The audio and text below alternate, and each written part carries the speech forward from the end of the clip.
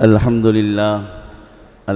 لله وكفى وسلام على عباده الذين اصطفى أما بعد أعوذ بالله من الشيطان الرجيم بسم الله الرحمن الرحيم فأعقبهم نفاقا في قلوبهم إلى يوم يلقونه بما أخلفوا الله ما وعدوه وبما كانوا يكذبون صدق الله مولانا العظيم. கண்ணியத்திற்கும் பெருமதிப்பிற்குரிய அல்லாஹுவின் நல்லடியார்களே, பெரியோர்களே, தாய்மார்களே, புனிதமான நேரத்தில் ஆரம்பமாக உங்களுக்கும் எனக்கும் தக்குவா என்னும் இறையச்சத்தை நினைவூட்டியவனாக எனது உரையை ஆரம்பம் செய்கின்றேன். கண்ணியத்திற்குரியவர்களே, ரமதானுடைய மாதம் ஆரம்பமாகி இன்று 8வது நாள் தராவி தொழுகை பரிபூர்ணமாக நிறைவு பெற்றிருக்கிறது. பெருமானார் ஸல்லல்லாஹு அலைஹி வஸல்லம் அவர்கள் ரமதானுடைய 30 நாட்களையும் 3 பகுதியாக நமக்கு அறிமுகப்படுத்தினார்கள். முதலாவது 10 நாட்கள் ரஹ்மத்துடைய 10 நாட்களாகும். அல்லாஹ்வினிடத்திலே ரஹ்மத்தை கேட்டு பெறக்கூடிய முக்கியமான நாட்கள். வருடம் முழுவதும் ரஹ்மத்தை நாம் கேட்க வேண்டும். இருந்தபோதிலும் அதனுடைய முக்கியத்துவம், கண்ணியத்தை உணர்த்தும் வகையில் அல்லாஹ் இந்த 10 நாட்கள் ரஹ்மத்துடைய நாட்களாக தந்திருக்கிறான். இன்று 8 நாள், இன்னும் இருப்பது 2 நாட்கள்.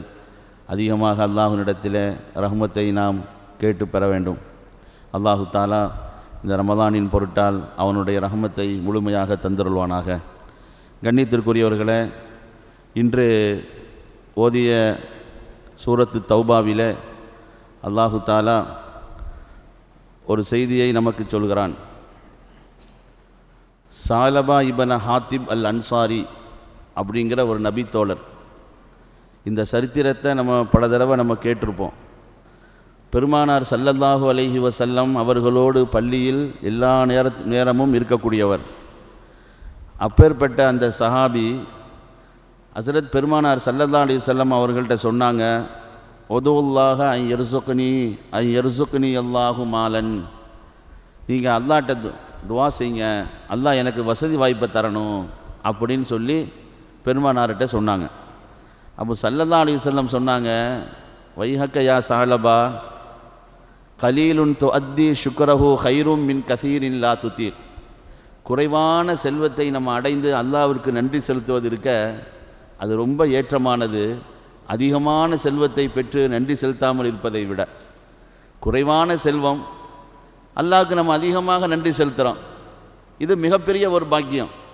நிறைய வசதி வாய்ப்புகளை தந்து நம்ம நன்றி செலுத்தாமல் போயிட்டோம்னா எவ்வளோ பெரிய குற்றமாயிடும். அதனால் இருக்கிறத கொண்டு நீ அல்ஹம்துலில்லாஹ், நீ என்ன பார்க்கலையா, அல்லாஹ் எனக்கு எவ்வளோ பெரிய பாக்கியத்தை கொடுத்துருக்கான்னு தெரியுமா. ஒரு மலையை பார்த்து அது தங்கமாக மாற வேண்டும் என்று சொன்னால் அது தங்கமாக மாறும். வெள்ளியாக ஆக வேண்டும் என்று சொன்னால் வெள்ளியாக மாறும். அவ்வளோ பெரிய ஆற்றலை அல்லாஹ் என்னிடம் கொடுத்திருக்கிறான். நான் அந்த மாதிரியாக தங்கமும் வெள்ளியுமாக மாற்றியா நான் வாழ்ந்து கொண்டிருக்கிறேன்? என்னை நீ காணவில்லையா? இதை விட உனக்கு ஒரு சிறந்த ஒரு வழி வேண்டுமா என்று பெருமானார் ஸல்லல்லாஹு அலைஹி வஸல்லம் கேட்குறாங்க. இருந்தாலும் பெருமானாருக்கு ரொம்ப பிரியமான தோழர், சின்ன வயது தோழர் மாதிரி கேட்குறார். 3வது முறையும் யா ரசூலல்லாஹ் எனக்கு துவா செய்யுங்க அப்படின்னு சொன்ன உடனே ஸல்லல்லாஹு அலைஹி வஸல்லம் அவர்கள் அல்லாஹு மர்சுக்குஹு மாலா, யா அல்லாஹ் இந்த தோழருக்கு நல்ல செல்வத்தை கொடு அப்படின்னு துவா செய்துட்டாங்க. அல்லாஹ் அந்த துவாவை ஏற்றுக்கொண்டு ஏராளமான செல்வ பாக்கியங்களை கொடுத்தான். என்ன ஆனது? முதல்ல 2 நேர தொழுகை மட்டும் ஜமாத்துக்கு வராமல் இருந்தார். பள்ளியிலே இருந்தவர் வசதி வாய்ப்புகள் வந்த பிறகு நல்ல ஆட்டு மந்தைகள், அது மதீனாவுக்கு உள்ளே நம்ம வச்சு அதை கண்காணிக்க முடியலை, ஊரை விட்டு கொஞ்சம் வெளியே போனார். அப்போ 2 நேர தொழுகைக்கு மட்டும் ஜமாத்துக்கு வந்தார். அப்புறம் என்னாச்சு? ஜமாத்துக்கே வராமல் ஜும்மாவுக்கு மட்டும் வர ஆரம்பித்தார். இந்த மாதிரி அவர் தூரமாக அவருடைய வேலை வாய்ப்பு அதிகமாகிடுச்சு. இப்போ நம்ம கூட நம்ம நண்பர் ஒருத்தர், அவர் ஆரம்பத்தில் காலையில் சுபு தொழுகைக்கு வருவார், பள்ளியிலே இருப்பார். வேலை முடிஞ்ச பிறகு நேராக பள்ளிக்கு தான் வருவார். மக்ரிப் இஷா எல்லாம் முடித்த பிறகு தான் போவார். கொஞ்ச நாள் போய்கிட்டு இருந்தார். அப்புறம் சொன்னார், இமாம் எனக்கு திருமணம் ஆகணும், பொண்ணு பார்க்க ஆள் வர்றாங்க, ஃபோன் நம்பர் கேட்குறாங்க, உங்கள் ஃபோன் நம்பரை நான் கொடுக்குறேன் அப்படின்னாரு. சரிங்க கொடுங்க. பொண்ணு வீட்டுக்காரங்க ஃபோன் அடித்தாங்க. நான் இப்போ அது கேட்ட நல்லவர் தான், நல்ல குணமானவர், தங்கமானவர், எல்லாம் நம்ம சொல்ல வேண்டியதெல்லாம் சொன்னோம். அல்லாஹ் அடுக்கிற பேரில் திருமணமும் நடந்துச்சு. நம்ம நண்பர் தான், திருமணமும் நடந்தது. அல்லாஹ் தஆலா சிறப்பான குழந்தைகளையும் கொடுத்தான், சிறப்பாக வாழ்ந்து கொண்டிருக்கிறார். ஆனால் அன்னைக்கு திருமணமான மறு வாரத்திலிருந்து இன்றைய வரையிலும் பள்ளிவாசலுக்கு வரல. கேட்டால் வேலை, நான் அங்கே இருக்கிறேன் இங்கே இருக்கிறேன். அல்ஹம்துலில்லாஹ் நல்ல சிறப்பாக இருக்கிறார். எதுக்கு சொல்ல வரேன்னா, ஒரு அமலை நம்ம ஒரு காரியத்தை நம்ம செய்கிறோம்னா அது நிரந்தரமாக இருக்கணும். அல்லாஹ்வினிடத்தில் அது உயர்ந்த அந்தஸ்தை பெற்றுத்தரும். சின்ன அமலாக இருந்தாலும் சரி, ஒரு ஜமாத்தோடு நம்ம தொழுக போகிறோம்னு சொன்னால் நம்ம பள்ளின்னு இல்லை, பள்ளியினுடைய தொடர்பு எங்கே இருக்குதோ அங்கே நமக்கு இருக்கணும். அது மிகப்பெரிய அந்தஸ்தை பெற்றுத்தரும். தபூக்குடைய யுத்தத்தில் ரசூல் ஸல்லல்லாஹு அலைஹி வஸல்லம் தபூக்குடைய மைதானம் மதீனா நகரத்திலிருந்து கிட்டத்தட்ட 600 கிலோமீட்டர் தொலை தூரம். அந்த தபூக்குடைய மைதானத்தில் கிட்டத்தட்ட 18-20 நாட்கள் தங்கியிருக்கிறாங்க. அந்த நேரத்தில் ஸல்லல்லாஹு அலைஹி வஸல்லம் அவர்கள் திடீர்னு மறுநாள் காலையில் சஹாபாக்கள்கிட்ட சொல்கிறாங்க, முஆவியத் இப்னு முஆவியா அப்படிங்கிற ஒரு தோழர் மதீனாவில் இறந்து போயிட்டார். மதீனாவில் சஹாபாக்கள் இல்லை, எல்லாமே தபூக்குடைய யுத்தத்திற்கு போயிட்டாங்க. கனவுல அவங்களுக்கு சொல்லப்படுது, யா ரசூலல்லாஹ், உங்களுடைய தோழர் முஆவியத் இப்னு முஆவியா வஃபாத் ஆகிவிட்டார், அவருக்கு நீங்கள் காயிப் ஜனாசா தொழுகை நடத்துங்க அப்படின்னு சொல்லப்படுது. அப்போ ஸல்லல்லாஹு அலைஹி வஸல்லம் சஹாபாக்களை கூப்பிட்டு சொல்கிறாங்க, இந்த மாதிரி நம்ம மதீனாவில் நம்ம தோழர் முஆவியத் இப்னு முஆவியா வஃபாத் ஆகிட்டாங்க, அவங்களுக்கு நம்ம ஜனாசா தொழுகை நடைபெறுது. அப்போ கேட்கப்பட்டுச்சு, இந்த அளவுக்கு கனவுல அவருக்கு ஜனாசா தொழுங்கன்னு சொல்லப்பட்டதற்கான காரணம் என்ன அப்படிங்கும் பொழுது, அவர் வாழ்நாளில் சாதாரண தோழர் தான், அவர் வாழும் காலத்தில் தொடர்ச்சியாக குல் ஹுவல்லாஹு அஹதுங்கிற சூறாவை அதிகமாக ஓதக்கூடிய பழக்கமுடையவராக இருந்தார். அதன் காரணமாக இவ்வளோ பெரிய அந்தஸ்து அவருக்கு கிடைத்ததுன்னு சொல்கிறாங்க. அப்போ ஒரு அமலை நம்ம செய்ய ஆரம்பிச்சிட்டோம்னா காலம் முழுவதும் தொடர்ச்சியாக அது எப்போ தான் நமக்கு முடியுமோ அது தொடர்புலேயே இருக்கணும். ஒரே அடியாக நம்ம இது செய்யக்கூடாது, ஒதுங்கிடக்கூடாது. இப்போ அந்த தோழர் அப்படியே ஒதுங்கிட்டார். திடீர்னு ஜகாத்தினுடைய சட்டம் வந்தது. ஜகாத்தினுடைய சட்டம் கூட இன்றைக்கி ஓதப்பட்டது. அந்த சட்டம் வந்தவுடனே ரசூலுல்லாஹி ஸல்லல்லாஹு அலைஹி வஸல்லம் 2 தோழர்களை அனுப்பி, சாலபா நம்ம வசதி வாய்ப்போடு இருக்கிறாரு, இந்த மாதிரி ஜகாத்தினுடைய சட்டம் வந்திருக்குது, அவர்கிட்ட போய் வசூல் பண்ணிட்டு வாங்க அப்படின்னு சொல்லி அனுப்பி விட்றாங்க. இந்த சாலபா யார்? ஆரம்பத்தில் வசதி வாய்ப்பு இல்லாதவர். ரசூலுல்லாஹ்ட்ட பொருளுக்காண்டி துவா செய்யுங்கன்னு சொன்னவர். நீ ஏன்பா பொருளுக்கு ஆசைப்படுற அப்படின்னு ரசூலுல்லாஹ் கேட்கும்பொழுது என்ன சொன்னார்? யார் ரசூலல்லாஹ், வசதி வாய்ப்புகள் எனக்கு அதிகமாகிடுச்சுன்னா தேவை உடையவர்களுக்கெல்லாம் நான் கொடுப்பேன்ல, தேடி தேடி அவர்களுடைய கடமைகளை ஹக்குகளை நிறைவேற்றினேன்னா நான் எவ்வளோ பெரிய அந்தஸ்தை அடைவேன், அதுக்கு தான் நான் பொருளை கேட்குறேன் அப்படின்னு ஆரம்பத்தில் சொல்லியிருந்தார். எவ்வளோ வந்தாலும் நான் அப்படியே கொடுப்பேன். லயின் ஆத்தானா மின் ஃபதுலிஹி லனஸத்தகன்ன வலனகூனன்ன மினஸ் சாலிஹீன், அல்லாஹ் எனக்கு செல்வ செழிப்புகளை கொடுத்தால் அள்ளி அள்ளி நான் கொடுப்பேன், நல்லோர்களில் நான் ஆகிவிடுவேன் அப்படின்னு ஆரம்பத்தில் சொன்னார்.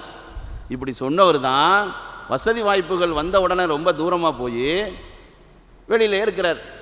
இப்போ 2 தோழர்கள் போகிறாங்க. போய் இந்த மாதிரி ஜக்காத்தினுடைய சட்டம் வந்திருக்குது, உங்கள் பொருளை நீங்கள் கணக்கு பார்த்து வருஷத்துக்கு ஒரு தடவை நீங்கள் தரணும், ஸல்லல்லாஹு அலைஹி வஸல்லம் உங்கள்கிட்ட வசூல் பண்ண சொல்லியிருக்கிறாங்க அப்படின்னு சொன்னாங்க. சொன்ன உடனே அவர் என்ன செய்திருக்கணும்? அல்ஹம்துலில்லாஹ், அல்லாஹ் வசதி வாய்ப்புகளை தந்திருக்கிறான், எல்லாம் அல்லாஹ் கொடுத்தது தான், எவ்வளோ கணக்கு பாருங்கள், நீங்கள் தாராளமாக எடுத்துகிட்டு போங்கன்னு சொல்லியிருக்கணும்.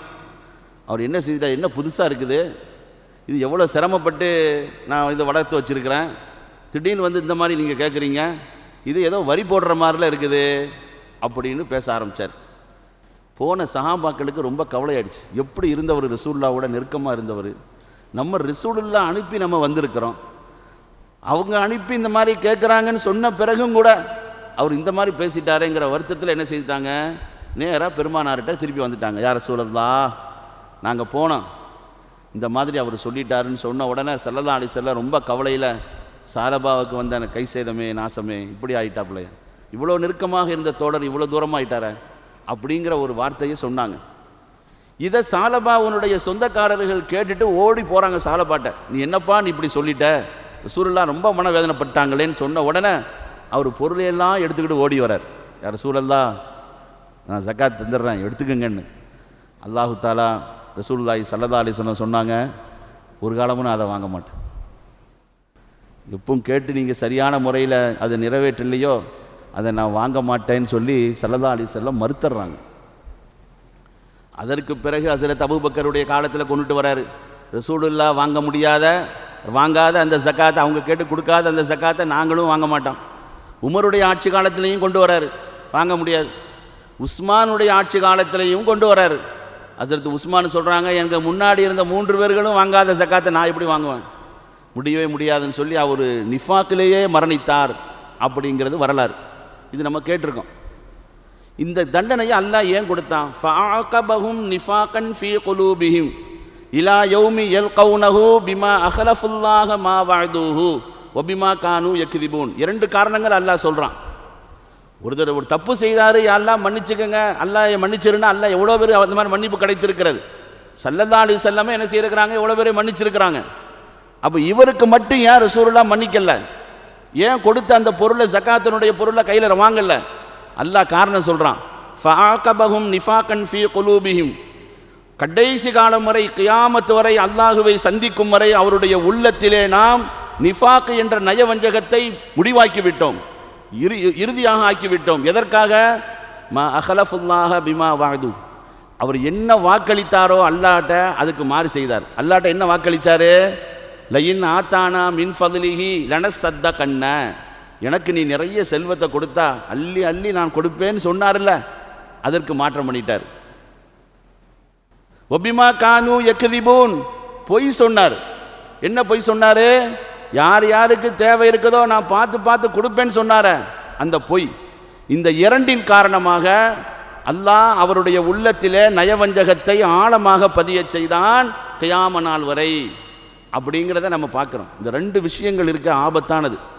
ஒன்று இருக்குது வாக்குறுதி நம்ம கொடுத்தோம்னா அதை நிறைவேற்றுவது, 2வது பொய் பேசாமல் இருக்கிறது. இன்றைக்கி பொய்ங்கிறது என்னென்ன நமக்கு தெரியறதில்லை. காலையில் இருந்து நைட்டு வரையிலும் எவ்வளோ பொய் பேசுகிறோங்கிறத பாருங்கள். சின்ன சின்ன விஷயத்திற்கெல்லாம் பொய் பேசுகிறோம். ஹதீஸில் வருது, பொய் பேசுகிற போது நம்மோடு இருக்கிற மலக்குமார்கள் நம்ம வாயிலிருந்து வரக்கூடிய துர்நாற்றத்தினால ஓடுறாங்க, நம்ம விட்டு தூரம் ஆயிடுறாங்கன்னாங்க ஸல்லல்லாஹு அலைஹி வஸல்லம். அப்போ நம்மோடு இருக்கிற மலக்குமார்கள் நம்மை விட்டு தூரமாகிவிட்டால் எங்கேருந்து நமக்கு நிம்மதி இருக்கும், எங்கேருந்து நமக்கு பாதுகாப்பு இருக்கும்? இன்றைக்கு அந்த நிலை தான் இருக்கிறது. பொய் பேசக்கூடியவர்களுக்குத்தான் மரியாதை. அவர் தான் ரொம்ப அறிவாளி, ரொம்ப சிறப்பானவர். பொய் எவ்வளோக்கு எவ்வளோ ஆழமாக பேசுகிறோமோ அந்த அளவிற்கு கண்ணியம் இருக்கிறது. பொய் பேசாமல் உண்மை பேச ஆரம்பித்தோம்னா சமுதாயம் அப்படியே ஓரங்கட்டப்பட்டது. காலங்கள் அவ்வளவு ஒரு ஆபத்தான காலம். ரசூலுல்லாஹி ஸல்லல்லாஹு அலைஹி வஸல்லம் அவர்கள் சொன்னார்கள், ஒரு காலம் வரும் மார்க்கத்தின் அடிப்படையில் வாழ்வது எப்படின்னு சொன்னால் தன்னுடைய கைகளில் நெருப்பு கங்கை வைத்து கொண்டிருப்பதை போலன்னு சொன்னாங்க.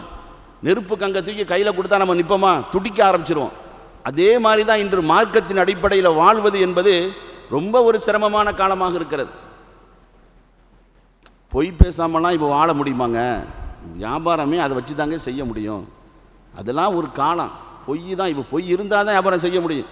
ஏதோ ஒரு 10% பொய் சொல்லி தான் ஆகணும்.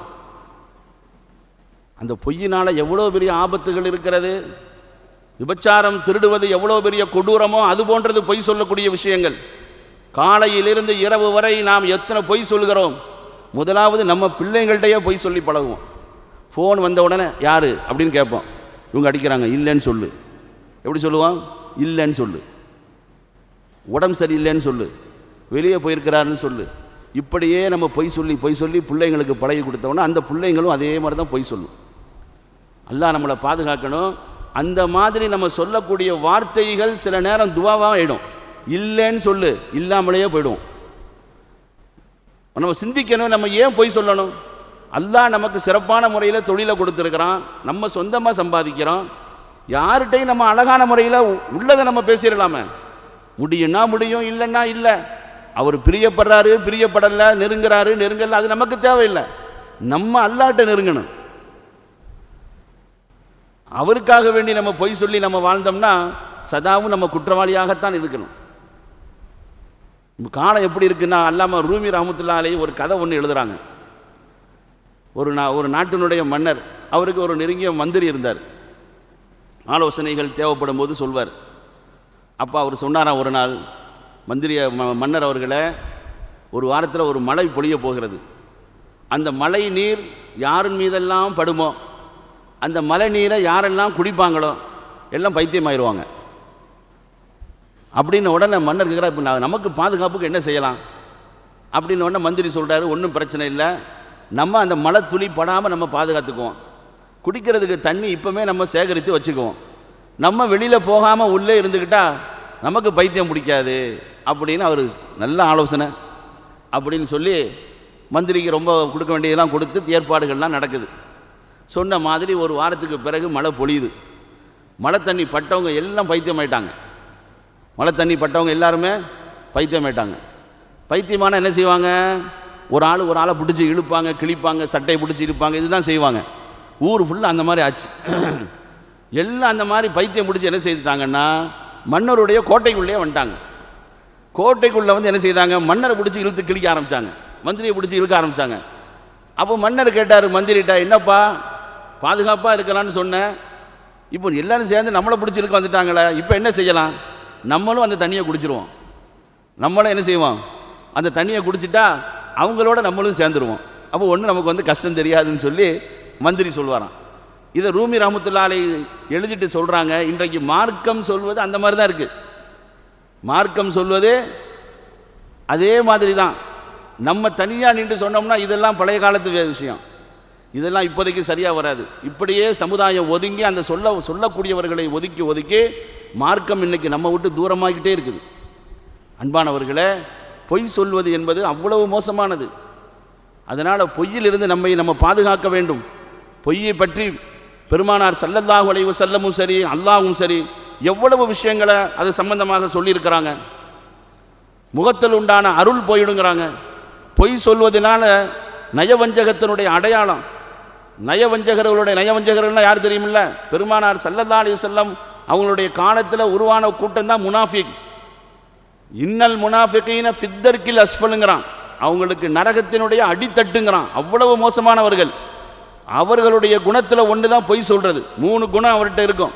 இதா ஹத்தஸ கதப, ஒய்தா வாத அஹ்லஃப, ஒய்து துமின கான. பேசுனா பொய் தான் பேசுவாங்க. பொய் பேசுகிறதும் ரொம்ப ரொம்ப கேட்குற மாதிரி, ரொம்ப மகிழ்ச்சியாக சந்தோஷமாக அடுத்தவர்களை சந்தோஷப்படுத்துகிற மாதிரி பொய் பேசுகிறது நாசம் உண்டாகட்டும் நாங்கள் ஸல்லல்லாஹு அலைஹி வஸல்லம். இப்படியெல்லாம் பொய், கனவுல பொய், பார்க்காத கனவை சொன்னாங்கன்னு சொன்னால் அதிலேயே மாட்டிக்கிறோம் நாங்கள் ஸல்லல்லாஹு அலைஹி வஸல்லம். அதனால் மனிதர்களிடத்திலிருந்து பொருளை அடைவதற்கு எப்படியெல்லாம் பொய் சொல்ல முடியும் யோசித்து அவங்க பொய் சொல்கிறாங்க. 3 பேர்கள், ஒரு முஸ்லீம், ஒரு கிறிஸ்தவ சகோதரர், ஒரு யூத சகோதரர், 3 பேர் நண்பர்கள். இருக்கிறது 2 ரொட்டி தான். 3 பேர்களும் சாப்பிடணும். இருக்கிறது 2 ரொட்டி, 3 பேர்கள் சாப்பிடணும். 2 பேரும் சாப்பிட்டுட்டாங்க. அப்புறம் ஒரு ரொட்டி இருந்துச்சு, இன்னும் ஒரு ஆள் சாப்பிடணும். அவரும் அதை சாப்பிடலை, அதை வச்சுட்டாங்க. எனக்கு இப்போ தேவையில்லை, நான் பிறகு சாப்பிட்டுக்கிறேன் அப்படின்னு 2 ரொட்டியில் 1 சாப்பிட்டுட்டு 1 வச்சுட்டாங்க. 1 இருக்குது, படுக்க போகிறாங்க. இப்போ படுத்தாச்சு. காலையில் அந்த ரொட்டியை காணோம். இந்த ரொட்டியை காணோம், இருந்த ஒரு ரொட்டியை காணோம். அப்போ முதல்ல அந்த கிறிஸ்துவ சகோதரர் அவர் சொன்னார், நைட்டு நல்லா தூங்குனியாப்பா, நல்ல சரியான தூக்கம். என் கனவுல ஈசா அலைஹிஸ்ஸலாமை முதல் வானத்தில் போய் நான் சந்தித்தேன், அவரை சந்தித்து நல்ல சிறப்பான முறையில் நான் பேசிட்டு வந்தேன் அப்படின்னு அவர் சொன்னார். அப்போ 2வது யூத சகோதரர் இருக்காரில்ல, அவர்கிட்ட கேட்டாங்க. அவர் சொன்னார், நான் வந்து தூர் சீனா மலையில் போய் மூசா அலைஹிஸ்ஸலாம்கிட்ட போய் பார்த்து பேசிட்டு வந்தேன், நல்ல சந்தோஷமாக பேசிட்டு வந்தேன் அப்படின்னு. உடனே இவர்கிட்ட கேட்டாங்க, உன்னோட எப்படிப்பா இருந்துச்சு? நானும் நல்லா தூங்கிட்டு இருந்தேன், ஜிப்ரீல் அலைஹிஸ்ஸலாம் நேராக வந்தாங்க, நீ ஏன்ப்பா சாப்பிடாமல் இருக்க, இந்த ரொட்டியை நீ சாப்பிடு அப்படின்னு என்னை வந்து வல்கட்டாயமாக சாப்பிட வச்சு அதை முடிச்சிட்டாரு. அந்த ரொட்டியை நான் தான் சாப்பிட்டேன், ஜிப்ரீல் அலைஹிஸ்ஸலாம் சொன்னதுனால தான் சாப்பிட்டேன்னு சொல்லி அவர் சொன்னாராம். அப்போ அந்த 2 பேரும் கேட்டாங்களாம், எப்பா நீ சாப்பிடும்போது எங்களை கூப்பிட்டுருக்கக்கூடாது, நாங்களும் வந்திருப்போம்ல, நீங்கள் முதல் வானத்தில் இருந்தீங்க, இவரை பார்த்தானா தூர் சீனா மலையில் இருந்தார், நான் உங்களை கூப்பிட்டு வந்து எப்போ சாப்பிட்றது, அதனால் நான் உடனே சாப்பிட்டுட்டேன்னு சொல்லி ஒரு விளையாட்டுக்கு, ஒரு சிரிப்புக்கு ஒரு கதை. இந்தளவுக்கு பொய்யை யோசித்து ஒரு பொருளை எடுப்பதற்கு எப்படியெல்லாம் பொய் சொல்கிறார்கள் அப்படிங்கிறதுக்கு எழுதுகிறாங்க. இந்த மாதிரி இன்றைக்கி வந்து எப்படி பொய் சொன்னால் பொருளை அடையலாம் அப்படிங்கிற முதல்லையே யோசித்து நம்புகிற மாதிரி பொய் சொல்கிறாங்க. ஆனால் உலக வாழ்க்கைக்கு வேண்டுமானால் அது சரியாக இருக்கலாம், ஆனால் நாளை மறுமை மிகப்பெரிய நஷ்டத்திற்கு ஆளாகும். அல்லாஹ் தஆலா அந்த நிலையிலிருந்து நம்மை பாதுகாப்பானாக. பெருமானார் ஸல்லல்லாஹு அலைஹி வஸல்லம் அவர்களுடைய பாக்கியம், அவர்களுடைய நெருக்கம் கிடைத்து, அவர்களுடைய நெருங்கிய தோழமை கிடைத்து, அவர்கள் மூலமாக பொருள் செல்வத்தை பெற்று பொய் சொன்னதனால் எவ்வளோ பெரிய நஷ்டமாகிவிட்டது அவருக்கு. அல்லாஹு தஆலா அந்த நிலையிலிருந்து நம்மை பாதுகாப்பானாக. வாழும் காலமெல்லாம் உண்மையோடு உண்மை பேசி அல்லாஹ்வுக்கும் அல்லாஹுடைய ரசூலுக்கும் பொருத்தமான முறையில் வாழ்வதற்குண்டான நல்ல நசீபை அல்லாஹ் நமக்கு தந்தருள்வானாக. கொடிய நோய்கள், ஆபத்துகள், பலா முசீபத்துகள், திடீர் மரணங்கள், மருத்துவமனை கஷ்டங்கள், சிரமங்கள், செலவுகளிலிருந்து அல்லாஹ் நம்மையும் நம்மளுடைய சந்ததிகள், மனைவி மக்கள் எல்லோரையும் காத்தருள்வானாக. நம்முடைய ஹலாலான நாட்டங்கள் அனைத்தையும் அல்லாஹ் நிறைவு செய்து தருவானாக. நம்மில் யாரெல்லாம் உடல்நிலை சரியில்லாமல் இருக்கிறார்களோ அல்லாஹ் அவர்களுக்கு பரிபூர்ணமான ஷிஃபாவை கொடுத்தருள்வானாக. ரப்பனா ஆத்தினா ஃபித் துன்யா ஹஸனா வ ஃபில் ஆখিরাতি ஹஸனா வ கினா அஸாபன்னார். வஸல்லி யா ரப்பி அலா நபிய்யி முஹம்மதின் வ அலா ஆலிஹி வ ஸஹாபிஹி அஜ்மஈன் வல்ஹம்துலில்லாஹி ரப்பில் ஆலமீன். ஸல்லல்லாஹு அலா முஹம்மது ஸல்லல்லாஹு அலைஹி வஸல்லம்.